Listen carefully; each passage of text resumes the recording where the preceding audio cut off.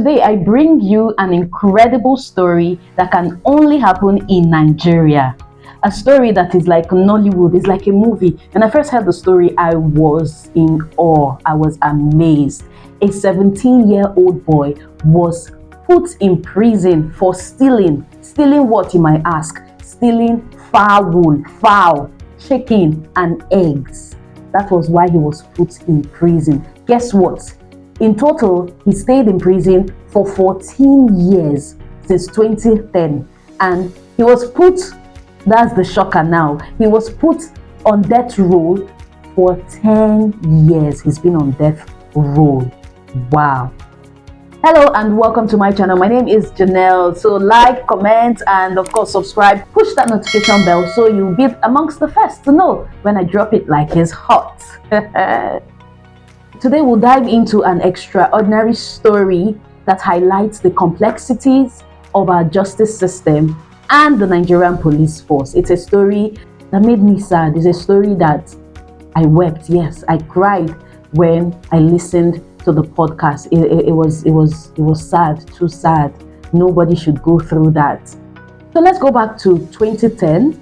A 17-year-old boy, Segun Olowookere, I am sorry if I mispronounced the name. He was arrested in Osun State for allegedly stealing a fowl and egg. Now, some days back, his parents recounted the ordeal on a podcast, Talk to Be, that is hosted by a Nollywood actress, Ademola Adeleke.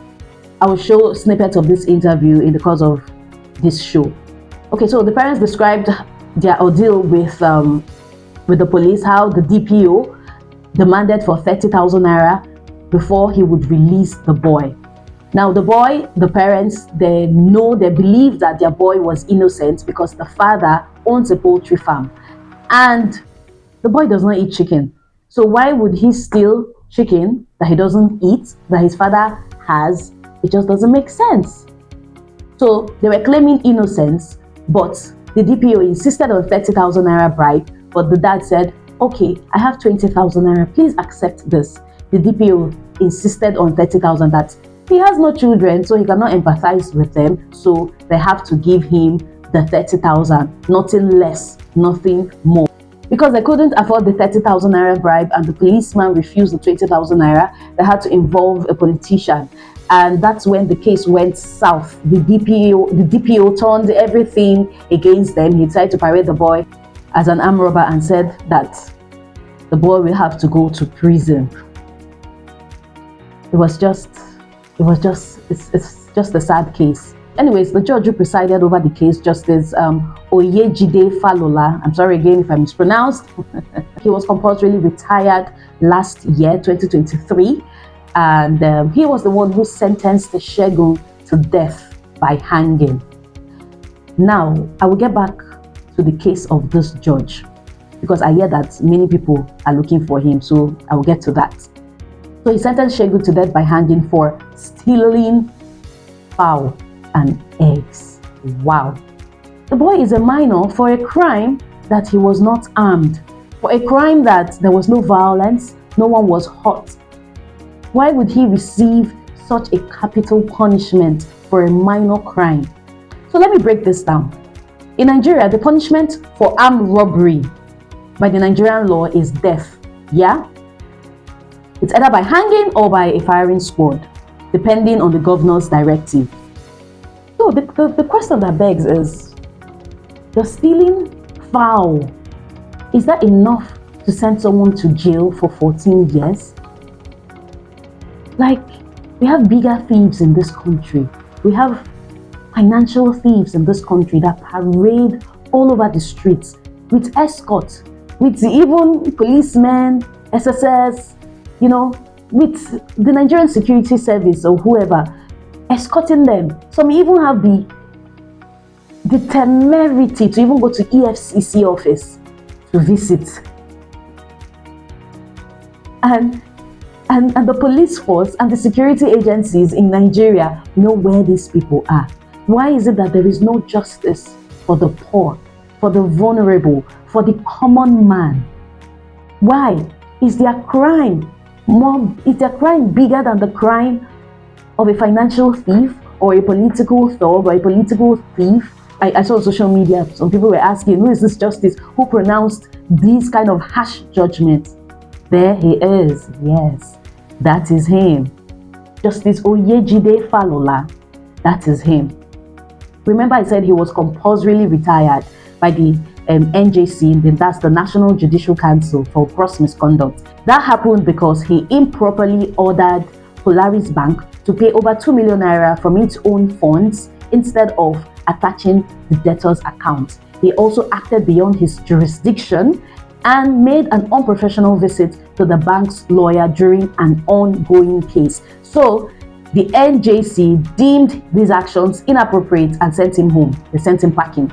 I wish we can say the same thing for what's happening in Rivers State and Abuja, and in fact all over the country. I wish we can say the same thing, because we have different lawyers, we have different courts giving different rulings, it's like it's open. If the law should come for one of their own, I think the law should go for every other person that has behaved inappropriately. I think the law should go for all other justices, lawyers, judiciary, whoever, should go for them, so that these type of things will be curtailed, these type of things would stop. Now, I keep diverting back to what I was saying. Now, over the years, Segun and his family have they've tried many ways to release him. There are people, they don't have that kind of money. They've met with NGOs and even met, I'm sure, fraudulent people along the way who just wanted to steal from them. Yeah, they want to take advantage of their grief and steal from them. It happens, and when you're desperate, there are certain things that you may not see, you may not be conscious of. So you have wolves coming to you, offering to help you, and of course stealing from you and doing nothing. So the parents spent all that they had. For a decade, he had been on death row in Kirikiri maximum security prison. Wow. A place that is known for its harsh conditions. I will just share some snippets of the podcast, Talk to Me podcast, and I would love you to hear from the horse's mouth.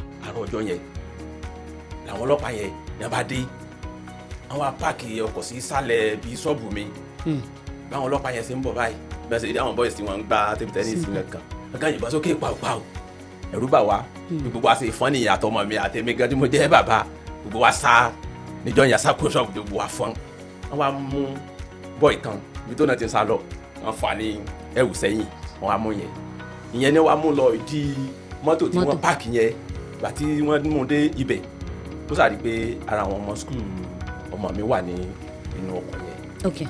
So àti wọ́n mú débẹ̀ làwọn ọmọ yẹn wá sọ pé kò kìí ṣe Ṣẹ́gun ni ẹni tí wọ́n mú wá yẹn. So ní bá fi bọ́ọ̀ yẹn lẹ̀. Ìgbà tí bọ́ọ̀ yẹn dé ló wá ń ṣàlàyé fáwa pé pé àwọn ọmọ skul Ṣẹ́gun òun rí ẹni nínú mọ́tò yẹn pé àwọn ọmọ yẹn gan náà sọ pé kí so ní Ṣẹ́gun. Pé so ní bọ́ọ̀ yẹn bá ṣàlàyé fún wa. Àwọn mélòó ni àwọn ọmọ tó wà nínú mọ́tò? Àwọn ọmọ tí wọ́n wà nínú mọ́tò yẹn láì pé wọ́n tó 5. Bẹ́ẹ̀ so ní bọ́ọ̀ yẹn bá ṣàlàyé fún wa pé Ṣẹ́gun sáà ní àwọn ọmọ yẹn dárúkọ kí ló ṣẹlẹ̀. Ìgbà tó yá wọ́n á ń bi bọ́ọ̀ yẹn pé kí ni wọ́n ló ṣẹlẹ̀ gan, ló wá ní àwọn ọmọ yẹn pé wọ́n ní adìẹ ẹyin kankan. Adìẹ àtẹyin. Ẹyin adìẹ. Ẹyin adìẹ agiriki. Ló bá ní Ṣẹ́gun náà bá dé làbá tọrọ pé Ṣẹ́gun àwọn ọ̀rẹ́ rẹ̀ ni wọ́n wà ní ọ̀pọ̀ òpin ẹ̀dẹ̀ ní ẹ lọ jí adìẹ ẹyin kankan ní o. Ló bá ní kí ló kàn, ló bá tiẹ̀ ń ṣépè fún wa pé kí ló kàn pẹ̀lú níwájú ilé àtọ́lọ́hún ọmọ mi dẹ̀ jáde torí mi náà máa sin broilers wọn yẹn kò jẹ. Ló bá ní kí ló kàn pẹ̀lú adìẹ àtẹyin pé mọ́mí dádì ẹ̀ fọ̀gẹ́tì pé kí sóò náà ń wá. Dákun ọ̀rọ̀ àwọn ọlọ́pàá ó lágbára. Tí wọ́n bá múyàn fún kankan báyìí ọmọ ọwọ́ mẹsẹ̀ kéèyàn mọ́ ti dé station wọn ni ntẹ́yìn ò rà tẹ́yìn èyàn ò sàn. Dákun máa sá lọ nígbà tó lọ́n ti ṣe tí wọ́n rí ẹ mú yìí, máa sá lọ. Ọmọ bá sá dì náà pé ṣé ẹni bá jalè ní òòsà ké ṣe ó dà láti gbà tẹ́tí ń sa díẹ̀ jọ̀wọ́ lẹ̀ pa tí òun bá ń jẹ́ rí ṣe kéèyàn ní ò ní sá o. Gbogbo àwọn tí wọ́n sá wà ládùúgbò náà sá ń bá wa bẹ̀ pé máa sá lọ gbà tó lọ́dọ̀ ó tiẹ̀ mọ́ parẹ́ ò mọ́ gbọ́ ọ̀tiẹ̀ ọ̀jẹ̀ ò pọ̀ bàtí ọlọ́sà ti ṣe tí wọ́n ti rí ẹmú yẹn yẹra ó sáàdì láì ní pé òní sá pé nǹkan tó mọwọ́ tẹ̀ mẹsẹ̀ kan wá mú o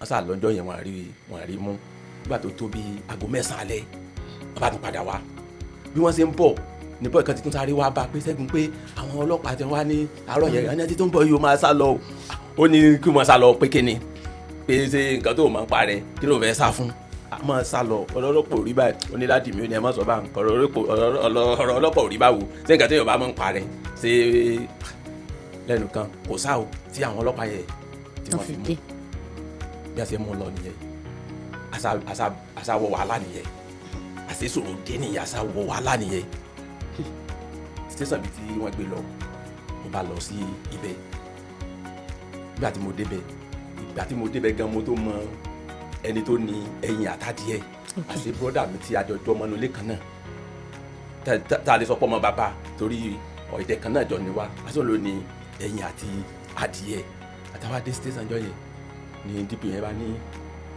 kí n lọ wá 30,000 wá tí n bá fẹ́ kọ́ ọmọ mi rẹ̀wọ̀n ṣé gbogbo àwọn ọmọ torí ìgbà tí àfidé station yẹn wọ́n ti di 7 tán kó wọ́n ti di 7 wọ́n á ní bó ni ọmọ mi nìkan sì lọ wá 30,000 ó sà ní tó máa sọ ló ti sọ yẹ pé tí n bá lọ wá 30,000 ọmọ mi rẹ̀wọ̀n o àbá ń sáré ká àwọn owó yà ká lẹ́nu kan 20,000 sáà ní agbára pẹ̀ndé àrí 20,000 bẹ́ẹ̀ lágbára ní 2010 lẹ́ ń sọ yìí ní 2010 la bá fi 20,000 yẹn la bá fi bẹ́ẹ̀ ló bá yàrá máa lọ́wọ́ pé sẹ́ẹ̀ tí o bá pé 10,000 àti o bá pé 30,000 o ò ní gbà pé kí n wo dáadáa o òun ò bímọ òun dẹ̀ ṣàánú pé o ṣàánú o bímọ òun dẹ̀ ṣàánú pé 30,000 tó ní kí n lọ wá wáyẹ o gbọ́dọ̀ pé.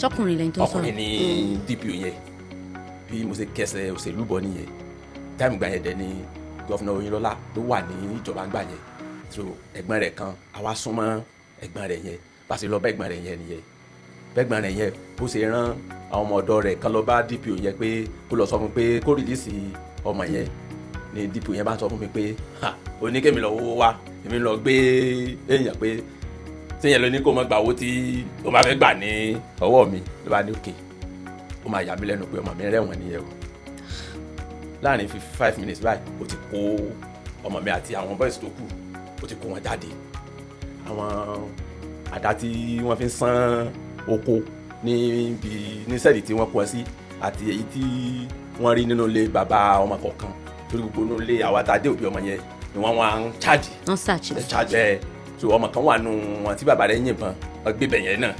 bàbá yẹn yìnbọn.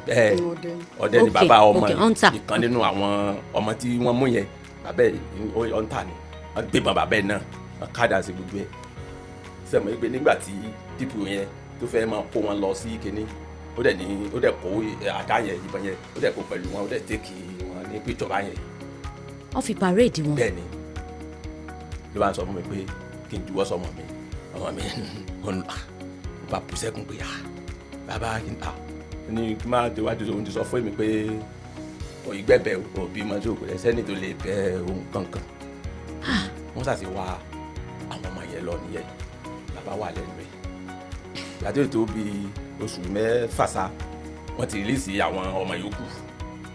lọ́jọ́ yẹn gbogbo àwọn méje yẹn lọ́kọ́ wọ́n kó lọ sí state id ní Òṣogbo wọ́n kó gbogbo wọn lọ gbàtí wọ́n kó wọn débẹ̀ àgbà lọ́ọ̀yà wọ́n kó àwọn ọmọ yẹn wọ́n kó wọn lọ sí wẹ́fíà ọmọ tèmi nìkan ni wọ́n mú lọ sí Iléṣà. ọmọ ọdún mélòó ni ọmọ yín. 1993 la bí. ní time yẹn so 17 years nígbà yẹn. bẹ́ẹ̀ni but DPO yẹn ó nítorí náà kọ́ pé ọmọ tó ti parí primary secondary school tó ti fẹ́ wọ kínní pé a sì lè súnmọ́ sọ pé iye ọdún báyìí ni. but 17 years old ni nígbà yẹn. ẹ má sọ̀rọ̀ yẹn. so ọlọ́pàá yìí ló sá òun ló fi kún èjì ẹ̀ pé ọmọ tó ti fẹ́ wọ school ńlá pé. bọ̀ kò tí ì wọlé. ó ṣẹ̀ṣẹ̀ fẹ́ ó kù 15 days gan tí a wọlé wọn ní problem yìí dé ní wàhálà ìbẹ̀rẹ̀ so àbá wà ń bẹ̀ gbàtọ́ wá di pé ní wọ́n kó àwọn ọmọ yẹn sí wẹ́fíà ń lọ bí 6 months wọ́n rí sí àwọn ọmọ yẹn ó wà kú ọmọ mi nìkan nínú àwọn méje. làwa lọ bá broda mi pé ohun tẹ́ bá fẹ́ gbà bó bá ṣe owó ẹyin adìẹ gbogbo ohun tẹ́ bá fẹ́ gbà ẹ jẹ́ kí n fọ yín pé ọmọ mi nìkan ni ó kù kankan ó ní sọmọ mi wà nù àwọn tí wọ́n wá ká díẹ̀ ni pé kò sọmọ mi bẹ́ẹ̀ tí ó kémi ó kù níwájú òun bá kúrò bá tún lọ sọ fún àwọn àgbààgbà ní inú ilé wọ́n sà pé nítorí àwọn sọ fún ẹni pé kò sọmọ rẹ ń bẹ kò sọmọ rẹ nínú àwọn tí wọ́n wá kó adìẹ kò sọmọ rẹ bẹ àwọn tó jẹ́ bá lé wọ́n pé èsì kan tó sà ń tẹnu mọ́ náà ni pé kò sí ọmọ mi ń bẹ làbá wà ń bẹ àṣà àlọ́kọ̀tù wà àdìjọ́ kan àwa àlọ́kọ̀tù adájọ́ bá sọ pé ní ìgbà tí àwọn ti rí àwọn ẹlẹ́rìí o pé lẹ́sìmọ̀ tí ó dá kéèsì yẹn nù èmi ò mọ̀. táwọn ò ti rí àwọn ẹlẹ́jọ́ àwọn tí wọ́n ní kéèsì. bọ́dà mi tó ní kò wọ́n lọ kò lọ kọ́ọ̀tù. ok wọn kì í yọjú. wọ́n kì í yọjú tó ọjọ́ tí àwa lọ kọ́ọ̀tù káyìn tí adájọ́ wa sọ pé ní tó bá ti di next month pé tó bá ti rí àwọn yẹn pé wọ́n á da kéèsì yẹn nù ni. èmi bá tún lọ bá bọ́dà mi mo mú ẹnìkan bíi bàbá nínú ilé wa mo mú ọ lẹ́yìn àwa lọ bá pé tọ̀ yẹ́sà pé níta bá bọ̀ ní kóòtù lẹ́ni ni o pé wọ́n ní tẹ̀bà ti yọjú ní kóòtù tó ń bọ̀ pé wọ́n máa da kéèsì yẹn nù ni bàbá yẹn bá ń bẹ̀ wọ́n pé tọ̀ nígbà tó ti sọ ọmọ àbúrò rẹ̀ nìkan náà ni ó kù ń bẹ kúkú fọ̀gífù ẹ̀ pé kí ló fẹ́ lọ ṣe ní kóòtù ló wá ní àwọn mínísírì wọ́n pe òun pé òun gbọ́dọ̀ yọjú wọ́n á ní bọ̀dá pé kò nídìí kò sí ní tí wọ́n mínísírì fẹ́ fi ń ṣe mo ní tí wọ́n bá tiẹ̀ wá báyìí ẹ̀yin náà ní láti lè jẹ́ kó yé wọn pé àwọn ọmọ tí wọ́n já ẹ̀ lólè wọ́n ti rìlíìsì wọn pé sọ pé ẹ̀ ní interest ní orí kéèsì yẹn mọ́ ló bá ní orí mi ò pé ló bá ní èmi fẹ́ máa kọ́ ní ọgbọ́n bí a kéésì mi ò rí pé mo jọra mi lójú mo ṣe kéènì mo bá dọ̀bálẹ̀ mo bá ní kàmọ́ bínú ní bàbá yẹn náà máa ń sọ pé bó ṣe lílo sọ yẹn pé kò sí bọ́ọ̀mù àbúrò ẹ̀ nìkan náà ló kù àwọn tó dẹ̀ máa sọ náà ni pé kò sí ń bẹ nígbà tó ti wá sí ń bẹ jẹ́ kí má lọ́kọ́ tù tí àwọn mínísírì bá fẹ́ fi ọ ṣe ká mọ̀ náà mọ̀ lọ àṣàṣọ báyẹn làbá kúrò ní ọ̀dọ̀ rẹ̀ ìjọ yẹn ló bá di déètì ọjọ́ kóòtù ló bá rí bọ́dà mi àti ọlọ́pàá tó mú àwọn tí wọ́n jí ẹ̀dẹ̀ àtẹ̀yìn yẹn ọlọ́pàá tó mú wọn náà wá kóòtù ọlọ́pàá yẹn ní ọkọ̀ rojọ́ ló bá dìklà níwájú adájọ́ pé Segun Olowookere kò sí inú àwọn ọmọ tí wọ́n jáde ẹ̀wọ̀ inú wa ti dùn inú gbogbo àwọn èèyàn ti dùn kọ́ ti pé Ọlọ́run ṣe pé ọmọ yìí máa bọ́ ní èmi bá lọ bá bọ́dà mi níbi tí wọ́n bá nítọ́ Ọlọ́run ṣe wò pé Ọlọ́run ti ṣe pé ọlọ́pàá tẹ̀ mọ́ ń bẹ̀rù pé ẹ̀ mọ́ tí ó máa sọ olú ti dìklà níwájú adájọ́ pé kò sí ọmọ ẹni bẹ́ẹ̀ o onítọ̀ bẹ́ẹ̀ náà dẹ́sẹ̀ máa sọ fún gbogbo èèyàn pé kò sí ọmọ mi ń bẹ ẹ dákun o ló bá ní kí mi kó rí burúkú mi kó wájú òun kó o ṣe kí ní nǹkan kan bá kó wájú rẹ̀ àti búrọ́dà mi dé iwájú adájọ́ ló bá lọ́mọ mi lọ́gá wọn ló bá ní ọmọ mi ní ọ̀gá wọn bí mo ṣe sunkún jáde kúrò ní inú kóòtù ìjọ yẹn bí mo ṣe sunkún jáde nìyẹn ìbàdàn nìyẹn náà dájọ́jọ́ yẹn náà tí ó dájọ́ ló bá ní kàn lọ sẹ́ńtẹ́ǹsì gbogbo yẹn bá ké nínú kíní pé a. no ẹ farabalẹ̀ sọ nǹkan tó sọ. nígbà tí brọ́dà yín sọ wípé tí brọ́dà mi tó náà ti sọ pé ọmọ mi ni ọ̀gá àwọn kankan tó ti rojọ́ bá. ọ̀gá àwọn tó wá jí ẹ di ẹ. lẹ́nu kan gbà tí adájọ́ tí ó make judgement ló bá ní ká lọ sẹ́ńtẹ́ǹsì ọmọ mi ni. kán lọ sẹ́ńtẹ́ǹsì ẹ̀ sí sentence by to death. làwọn yẹn bá wọ́n ní mo kà sentence to death by hanging. ní àwọn yẹn bá ní ó pààyàn ni pé nù kínní àwọn oríbi tí wọ́n ti sáyàn ládàá ń bẹ̀ àwọn oríbi tí wọ́n ti yìnbọn mọ́ yàn ń bẹ̀ àwọn oríbi tí wọ́n ti lùyàn gan lásán wọn kọ síbẹ̀ pé bóyá wọ́n lùyàn tàbí pé wọ́n ti sáyàn ládàá pé ó sì wá lè jẹ́ pé ẹni tí wọ́n lùyàn wọ́n sáyàn ládàá wọ́n yìnyàn ń bọ̀n ó sì wá lè jẹ́ pé irú ẹjọ́ báyìí ni wọ́n ò dá pé èyí lọ́wọ́ nù o. death by hanging wípé wọ́n jí adìẹ àtẹ̀yìn adìẹ. tí kò dẹ̀ sí pé bóyá wọ́n ti sáyàn ládàá tàbí pé ẹni tí wọ́n lọ jí kíní rẹ̀ wọ́n hún díẹ̀ kò sí bẹ́ẹ̀ so ìyẹn ló jọ gbogbo àwọn èèyàn lójú kóòtù pé kò sí pé bóyá wọ́n lọ bí wọ́n ti lọ jáde o wọ́n hún di aládìẹ o tàbí pé aládìẹ wọ́n sá ní àdá o tàbí pé wọ́n yìnbọn mọ́ o kò sí kankan ó ti wá lè jẹ́ pé ohun tó máa kàn nìyẹn pé ohun tó máa kàn nìyẹn pé tó bá tẹ̀ jẹ́ pé wọ́n sọ pé wọ́n yìnbọn mọ́ aládìẹ èèyàn kú in the process aládìẹ o bóyá kàn lè rí kíní rẹ kó wọ́n sá ní àdá pé ìyẹn pé but kò sí yẹn bẹ́ẹ̀ pé ó ṣe wá lè jẹ́ pé irú ìdájọ́ báyẹn ni àwọn èèyàn sọ pé èyí kì í ṣe lásán pé èyí ó ní bó ṣe jẹ́ pé so àwa ni ká lọ múra sádùá o nǹkan sẹ́ẹ̀rì ìgbà tó yá. ní 2010 lẹ sọ. bẹ́ẹ̀ni ìgbà tó yá tí wọ́n parí judgement náà bá di ọmọ mi báyìí náà bá mú lọ mo bá ń sun ẹkún lọ́mọ mi bá ní dáàdì mi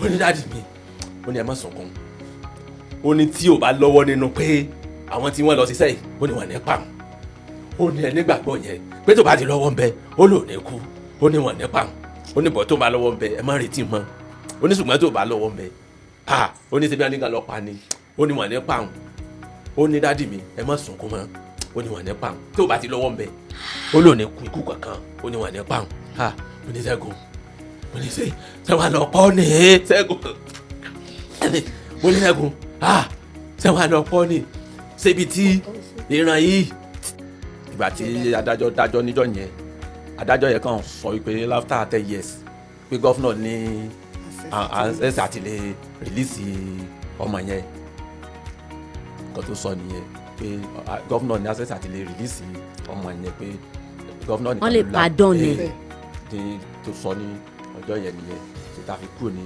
kóòtù lọ́jọ́ yẹn. o ní kirikiri yẹn oúnjẹ ló kọ́kọ́ ń tà pé kó fi mọ sponsor iléèwé tó ń fẹ́ wọ̀ nígbà tí a ti gba rìsọ́ọ̀tì rẹ̀ a ti sẹ́ndì rẹ̀ sí tí rìsọ́ọ̀tì yẹn dẹ̀ dá tó clear rẹ̀ ló bá ní òun fẹ́ mọ̀ sí àwọn preparation kan kó mọ dọ́gbọ́n ṣe oúnjẹ kéékèèké pé mo ní ṣé oore ọ̀fẹ́ yẹn wà ó ní yóò wà ó lóun ti béèrè. ó ń ta oúnjẹ ní prison. ó kọ́kọ́ bẹ̀rẹ̀ ó kọ́kọ́ fi ọgbọ́n yẹn ṣe pé kó fi lè mọ rí owó tó fi mọ rànra ní iléèwé pẹ̀lú èyí táwa náà bá sẹ́ndì sí òun làbáṣà àṣẹ olóhùn ó nídìí àwọn pọ́ọ̀tù nǹkan kan làbáṣe ló bá bẹ̀rẹ̀ iléèwé tó bá ti nídìí àwọn nǹkan á pè wá á lóun fẹ́ nǹkan báyìí òun fẹ́ ràwé báyìí òun fẹ́ ṣe nǹkan báyìí pé kájọ dájì mọ́mí nǹkan tẹ́ bá rí ẹ fi ránṣẹ́ sí òun á tún sẹ́ndì sí tó làbáṣà wà lórí rẹ̀ títí ó sàǹkà ìwé yẹn táwa náà dẹ̀ rí pé ó ń kàwé yẹn ní kirikiri yẹn táwa náà dẹ̀ rí pé torí tèmi náà bá lọ èmi náà mọ̀ pé skul wà ní inú ọgbà yẹn àsáàrí ìgbà tí ó tó táìmù tí ó ṣe kéde gan ó tó pè wá tó láwọn fẹ́ ṣe graduation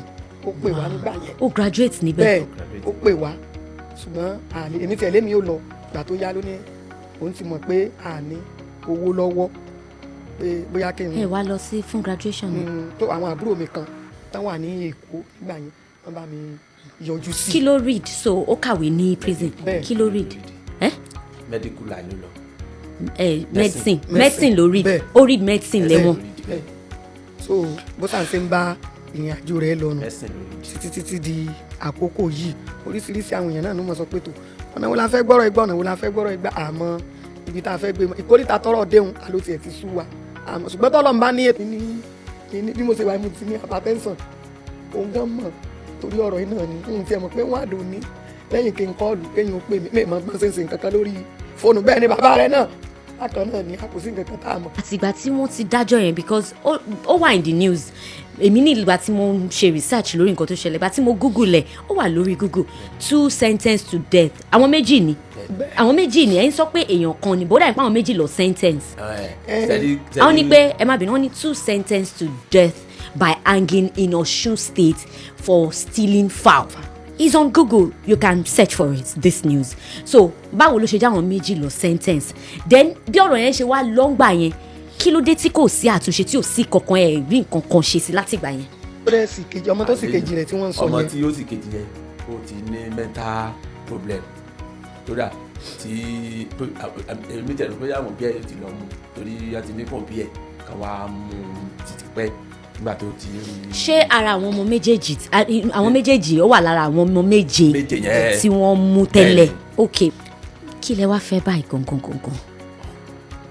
ìrànlọ́wọ́ la fẹ́ láti ọ̀dọ̀ gọ́vnà wa Adeleke kí wọ́n ràn wá lọ́wọ́ torí ní ọjọ́ tí wọ́n dá ẹjọ́ yìí nǹkan tí wọ́n dá ń bẹ̀ náà ni pé ní gọ́vnà ló lè pádọ̀ ọmọ yìí kí wọ́n ràn wá lọ́wọ́ kí wọ́n ṣàánú wa kí wọ́n wò pé àbí ju ọmọ kan lọ abẹ olórí wa gọ́vnà wa kan dákun kan ṣàánú wa kan ràn wá lọ́wọ́ ọmọ kan ṣoṣo tàbí nígbèsí ayé wa náà ní eléyìí o kan ṣàánú wa o. kí lẹ fẹ́ sọ kí lẹ fẹ́. mo ń bẹ̀bẹ̀ lọ́yìn ọwọ́ aláṣẹ wa ọlọ́lá wa gómìnà wa mo kéré láti dá orúkọ yín ṣùgbọ́n tó ṣẹlẹ̀ òun ló mú kí n pè yín ní orúkọ Governor Ademola Adeleke mo rawọ́ ẹ̀bẹ̀ sí yín kí ẹ fi ojú àánú kí ẹ fi wò mí torí ní ọdún tí wọ́n dá ẹjọ́ yìí ohun tí adájọ́ sọ ni pé lẹ́yìn ọdún 10 gọ́fúnà tó bá wà lórí ipò òun ló lè pardon ọmọ yìí ẹ̀yin náà lẹ sì wà lórí ipò lẹ wà lọ́wọ́ àṣẹ lẹ wà nípò ọlọ́lá báyìí ẹ dákun ọlọ́run ni mo fi bẹ̀ yín ìyọ́nú ọlọ́run ẹ síjú àánú wò mí torí ọmọ kan ṣoṣo mi ò ní níwájú mo wá mi ogun igun tó dé mi ò rí o mo wọ́ ọmọ mi mi ò rí ẹyọ kan ṣoṣo tí mo nílé mi ò ní gbẹ́kẹ̀lé mi níbi kankan bí mo ṣe ń sọ̀rọ̀ ju ọmọ yìí lédè Nàìjíríà gbogbo ìrànlọ́wọ́ tọ́lọ́ máa fún kálukú láti ṣe látìgbà tí mo ti márìn àjò ọmọ ìka mi ò sọdún ayọ̀ rí o kò sí kankan tí mo rí ṣe tẹ́gbẹ́ mi ṣe láyé tí mo ṣe mi ò jẹ́yàn mi ò mẹ́gbẹ́ pẹ́ mi ò lówó lọ́wọ́ mi ò ní sẹ́lọ̀ kò sówó tí mo lè dá lẹ́lẹ̀ tí mo lè rí ṣe o mi ò rí kójọ mo sì fẹ́ bẹ́gbẹ́ pé mo fẹ́ bá gbà mú kí n mọ́ bàrà yẹ bọ́ọ̀tì kí n mọ́ wáyé asán ẹ gbà mí ọmọ orílẹ̀-èdè Nàìjíríà má jẹ́ ń báyìí kú o ayọ̀ lọ́dún èyí àtijọ́ táwọn ọdún tọmọ mi ti wà bẹ̀ kò sọ́dún tí mo ṣe pẹ̀lú ayọ̀ rí o ìbànújẹ́ ni mo fi ń sọdún o ṣùgbọ́n mo kàn mọ́ mọ́kàn ni gẹ́gẹ́ bí onígbàgbọ́ ẹ dákun. ẹ pẹ̀lẹ́ mú mi títí dìsín ṣé Ṣẹ́gun ṣì ń sọ pé òun ò mọ̀ nípa díẹ̀ òun ò jáde ẹ̀. bẹ́ẹ̀ni kò mọ̀ nípa rẹ̀ kò mọ̀ nípa rẹ̀ kò kí jẹ́ jáde ẹ̀. Okay, welcome back. Like, as I said earlier on, it's a sad story that will bring tears even to the hard-hearted, because it's really sad that someone's life will be wasted 14 good years. Anyways, I have some good news. The governor of Osun State, Governor Ademola Adeleke, stepped in and promised Segun a pardon. It's an amazing news, amazing story. Let me read his tweet, what he said. I have received the report of a young man reportedly sentenced to death by hanging in Osun State for stealing a fowl. Consequently, I have directed the Attorney General and Commissioner of Justice, Osun State, to commence full investigation into the matter and initiate processes to grant prerogative of mercy to the young man. Osun is a land of justice and equity and must ensure fairness and protection of the sanctity of lives. I assure members of the public that this matter is receiving my direct attention with every sense of urgency also attached to our response to the matter. Wow, this really is a cause for joy, and I really thank the governor for stepping into this matter, and I pray that the DPO and also the justice that ruled over this case will be brought to book, will be brought to justice, not just freeing the boy, but compensation, helping him go back into society. It's not going to be easy. The perpetrators, even the uncle or the relative, they should all be brought to book, because I don't think there is any punishment that is enough to bring back 14 years of someone's life. It is not enough. So they should be brought to book, not just releasing the boy. As the governor said, it's a place of justice, of fairness, Osun State. I hope that will be put into consideration. Anyways, for me, Segun's case is a reminder of the justice system in Nigeria. While it's designed to protect, the system has to be fair and humane too. And I pray that as he re-enters into society, I pray that he has the support that he would need, financial, mental, otherwise, every kind of support that is needed to build his life. I must really commend him. He's a resilient young man. For someone who is on death row, decided not to waste his 14 years. He went to school while in prison. He sold food and continued his education. And guess what? He graduated. That is amazing. That really is amazing. At least he will not come back into the society not being useful. So I would like to hear from you. If you've had a fallout with the police or the justice system, please drop a comment. You just don't know who is out there that might take up your case. Thank you so much for watching. Don't forget to like, follow, subscribe, and push that notification bell. to stay abreast of trending just happening all over the world. Thank you so much for watching. Stay fabulous.